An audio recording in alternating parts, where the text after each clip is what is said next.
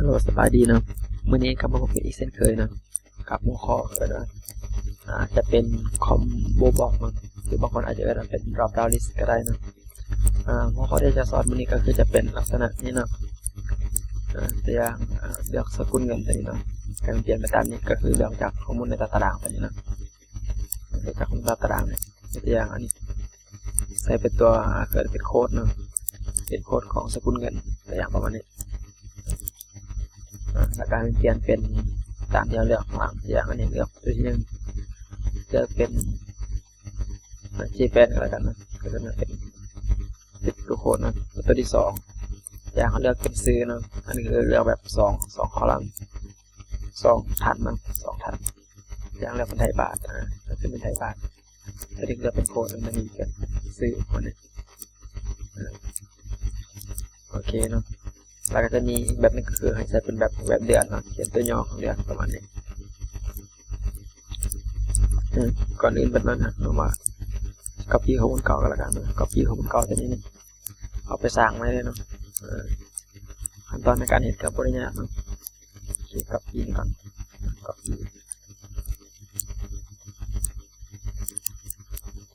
copy จะเปิดซีดไหมนะ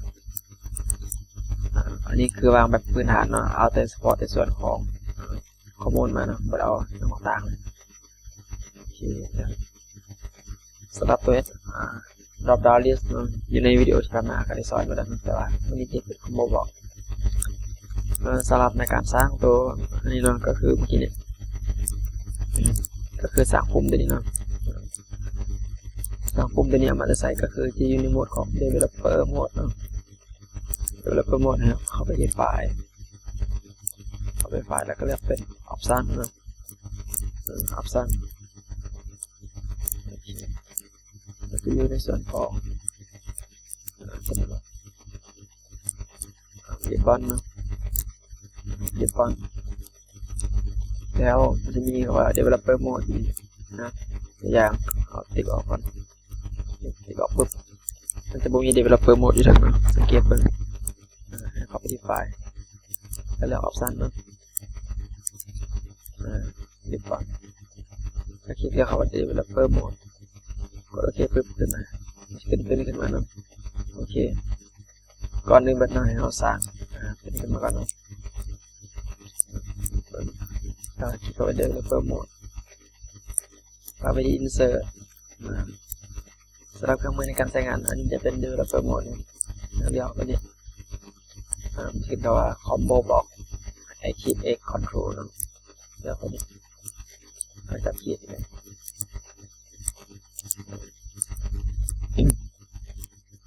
ลักษณะในการสร้างเนาะอย่างตัวนี้จะยาวเลยไปเลยครับได้ไหมกันลักษณะในการสร้างก็คือจะสร้างจะได้ก็คือตัวนี้จะได้เอาเฉพาะส่วนของโค้ดกันนะเดี๋ยวส่วนนี้ก่อนเข้าไปที่ property นะได้เลือกเข้าไปที่list view rank นะ list view rank ตัวนี้จะเลือกมาจากห้อง B6 ห้อง B10 นะเป็น B6 ต้องจำนะครับ B10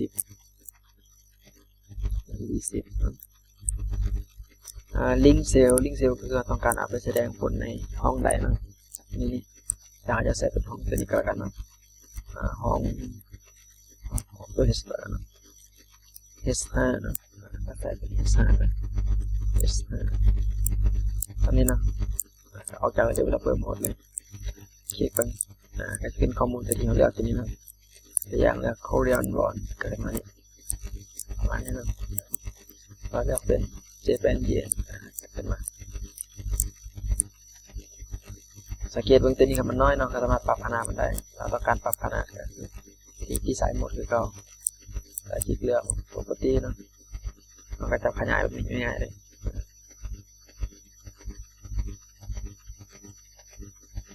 โอเคครับประมาณนี้เนาะวันนี้สมมติว่าเราอยากเลือกเป็นสองฐานเนาะเลือกทั้งหมดสองฐานนี่เลยเนาะจะเป็นไงก็เห็นอีกก่อนเลยเนาะขั้นตอนง่ายๆคือเข้าไปที่ insert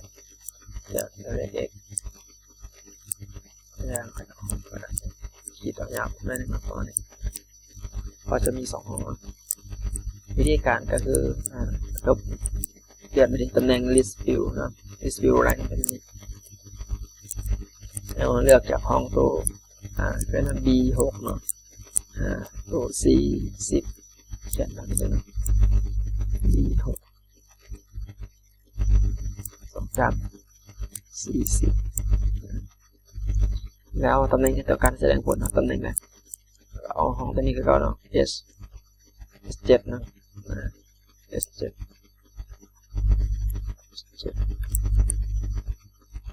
จากแล้วเพิ่มคลิกออกจาก Developer Mode นะเป็น Developer Mode ก็ Design Mode ลองเลือกว่าตัวนี้ขึ้นมาตัวเดียวคือเก่าเนาะเราต้องการขึ้นมาทั้ง2อันนี่แหละเข้าไปส่วนของ Design Mode ได้แล้วนะคลิกเลือก Property มันจะมีตัวกำหนดอยู่เลยนะมันจะมีว่าคอลัมน์ดาวนะตัวนี้เนาะเลือกเป็น2เลือกเป็น2ลองมันคอลัมน์ดาวเลือกเป็น2นะครับจะมีเป็น2แล้วประมาณนี้นะเลือกเป็น2ขึ้นมาแล้วตัวแสดงผลยินดีนี่สามารถเลือกตัวทางหลังได้นะเป็นตัว currency ได้นะถ้าต้องการตัวแสดงผลนะครับคลิกแทนเก่าเข้าไปที่Design Mode เนาะก็เลือก Property แสดงผลก็ได้บ่าวคอลัมน์เนาะบ่าวคอลัมน์เป็นก็คือเขาจะเอาตัวห้องที่1คอลัมน์ที่1หรือคอลัมน์ที่2เนาะแล้วตัวการเป็น2เลือกเป็น2ประมาณนี้มาสังเกตมันไม่จะเปลี่ยนระดับทางเลือกมันจะคอจับง่ายอะไรเงี้ยติดเป็นกัน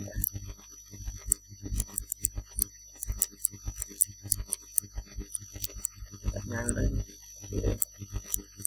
ติดกันหมดออกจากดีไซน์หมดสังเกตมันแต่ว่าอยู่ในโปรแกรมเนาะก็คือเราสังเกตมันระยะห่างระหว่างตัวโค้ดกับตัวสกุลเงินเนาะมันห่างกันเกินเนาะแต่ว่าของสกุลเงินก็คือมันจะบวกขึ้นมาเป็นตัวสังเกตว่ามันจะมีตัวตัดให้เนาะเขาก็สามารถแปลงให้มันโอเคได้เนาะเข้าไปที่ดีไซน์คลิกเลือกปกติพอแล้วลงมานะจะบอกว่าความกว้างมันเท่าไหร่ความกว้างอยู่ที่144ครับตัวนี้ก็จะมากำหนดความกว้างเลยประมาณนั้นเรียนขึ้นมา2นะครับว่า y มันจะเขียนว่า y นะแอป y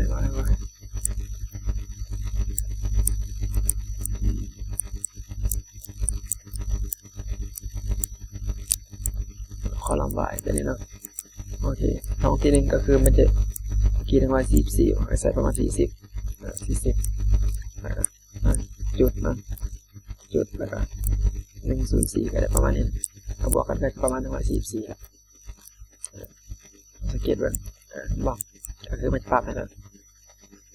พอดีเนาะก็คือมันก็อยู่ในส่วนที่สังเกตมันได้เนาะวันนี้ครับต้องการเพิ่มเนาะอย่างเราลองเพิ่มสกุลเงินเข้าไปเติมก่อนนะอย่างเพิ่มสกุลเงินยูโรนะเขียนได้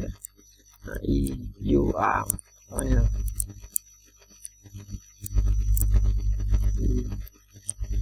ยูโรอันนี้เรามาสังเกตว่ามันสิเพิ่มขึ้นมาเนาะทีนี้มันจะบ่เพิ่มขึ้นเนาะถ้าต้องการเพิ่มมันจะอะไรก็คือใส่คอนเซ็ปต์ก่อนคลิกเลือกแล้ว property นะเมื่อกี้เลือกจากห้อง B6 เนาะ40ไม่เอาเป็น41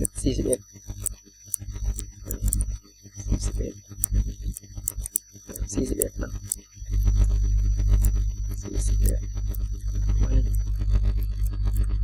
โอเคสังเกตเนาะขึ้นมาละแต่ว่าคันทางเพิ่มแบบนี้นี่ก็คือมันจะเห็นให้เรายุ่งยากหลายเนาะถ้าสมมติเพิ่มสกุลเงินขึ้นมาหลายปุ๊บมันก็ต้องได้มานั่งแก้โค้ดใหม่ตลอดเนาะโมไวแบบนี้ก็คือวิธีง่ายๆเนี่ยเปลี่ยนตัวนี้เนาะให้เป็นตารางเลยเลือกทำแบบนี้แล้วไปที่ insert table ประมาณนี้นะตัว table มันถามว่าตัวนี้บอกว่า my table has header นะมันบอกถ้าต้องการ2อันเป็นส่วนหัวแล้วก็ไปประมวลผลก็คือคลิกตัวนี้ปึ๊บนะตัวนี้เป็นส่วนหัวไปเลยโอเคเนาะถ้าสังเกตมันจะเป็นส่วนของ header เนาะขนาดนี้เดี๋ยวนะเดี๋ยวจะมาสร้าง drop down list ตัวใหม่เนาะก็จะได้สังเกตเหมือนกันโอเคเข้าไปที่ developer mode คือเขา insert เดี๋ยวเอาเป็นเด็กๆจากของต่างประมาณนี้เราจะเพิ่มใส่คือกับตัวเรื่องเมื่อกี้แล้วนะ list view rank ตัวนี้ก็ใส่เป็นจาก B6 คือเก่า B6 ของจำ C11 เนาะ C11 link cell เลือกของนี่นะเป็น S9 เนาะ S9 ทางติ๊กเลือกมันมีอะไรนะติ๊กเลือกก็คือ property มันจะเป็นติ๊กเลือกเป็น property ของเซลล์นะก็คือคลิกเลือกแล้วเขียนต้องระบุเองคือเป็น S9 ข้อมูลที่แสดงมีเรื่องนี้หน่อยเอาคือเก่าก็ได้นะเป็นชูคอลัมน์นะชูคอลัมน์ชูเปล่าเนี่ยเอาเป็นตัวที่2นะครับก็แล้วกันไม่ใช่ว่าง่ายประมาณนี้คอลัมน์เอาเป็น1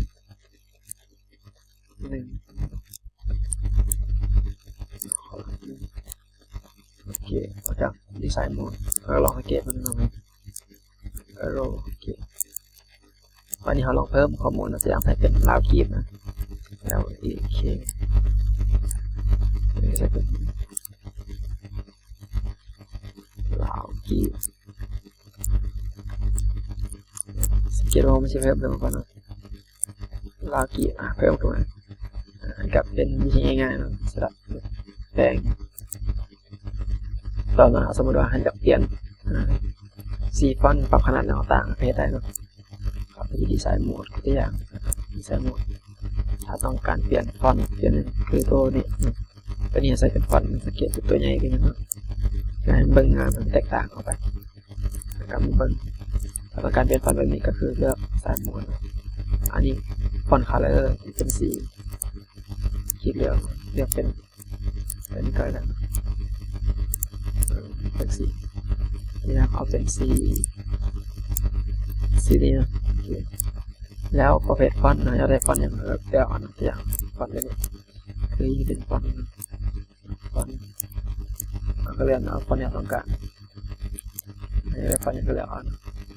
อย่างไอฟอนต์แอร์เรนดันนะแอร์เรนดันใส่เปลี่ยนขนาดฟอนต์8อย่างใส่ประมาณ14ก็แล้วกันเป็นโบนเนาะไม่จะเปลี่ยนแล้วเปลี่ยนอะไรกันเปลี่ยนนี่กัน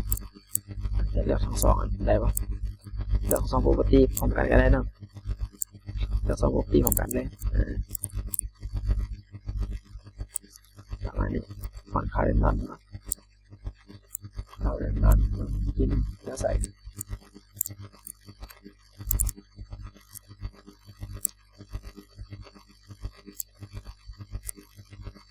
เราเลือกฟอนต์อื่นไงนะที่ว่าต้องการ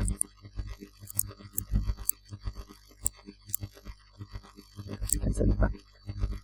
copy ฟอนต์ได้เลยเขาเรียกคลายเล่นฟอนต์ได้เลย copy มาเพื่อจะมาสอนเนี่ย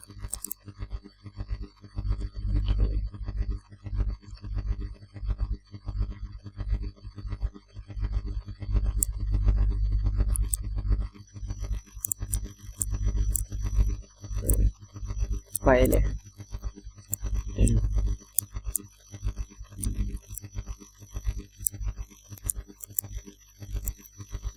อันนี้ครับเปลี่ยนในการ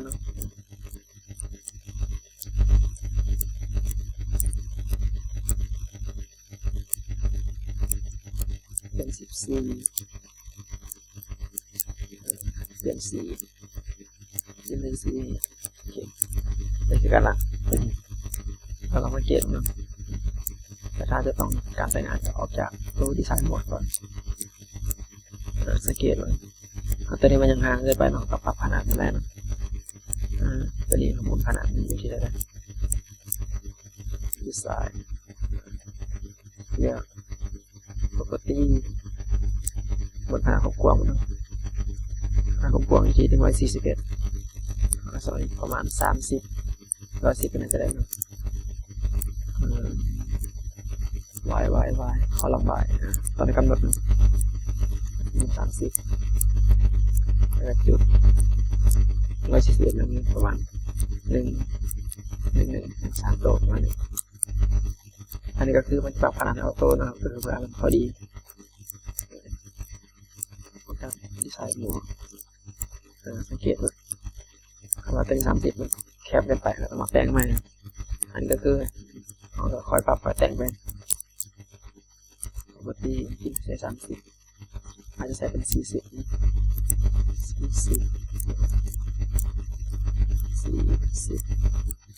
ตัวนี้จะเป็นน้อย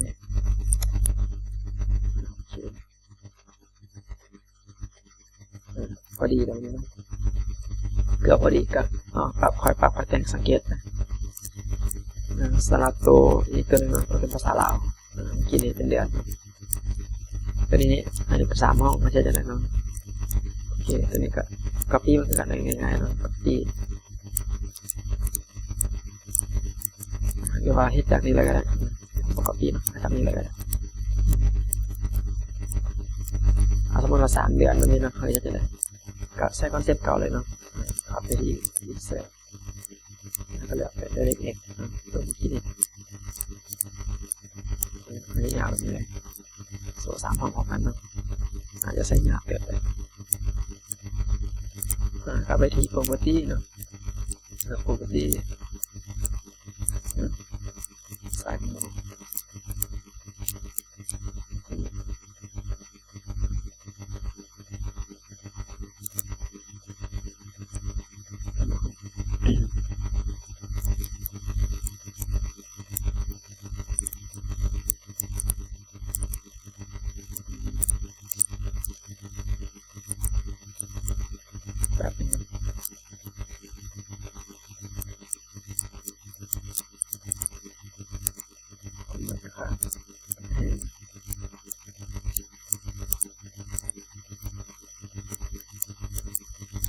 ที่ด้านนู้นเนาะสายโหมด insert เลือกผิดคำเลยโอเคปกติตอนนี้เราเลือกทั้งหมดเลยครับเลือกจากห้องเป็น JC เนาะห้อง L15 เนาะแล้วเป็น JC บริกรรมก็คือเป็นนี้เนาะ JC จำL15 แต่ไม่ต้องการให้แสดงเนาะแล้วตำแหน่ง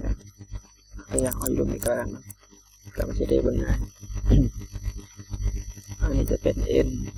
N6 ลิงเซล N6 เอาตัวนี้ต้องการให้แสดงเนาะคอลัมน์ดาวตัวนี้เรียกเป็น3เนาะเรียกเป็น3ตัวนี้ต้องการเอาห้องใดมาแสดงคนเนาะอยากจะเอาเป็นห้องที่3เนาะเอาเป็นภาษาอังกฤษเป็นตัวย่อก็แล้วกันเอาห้องที่3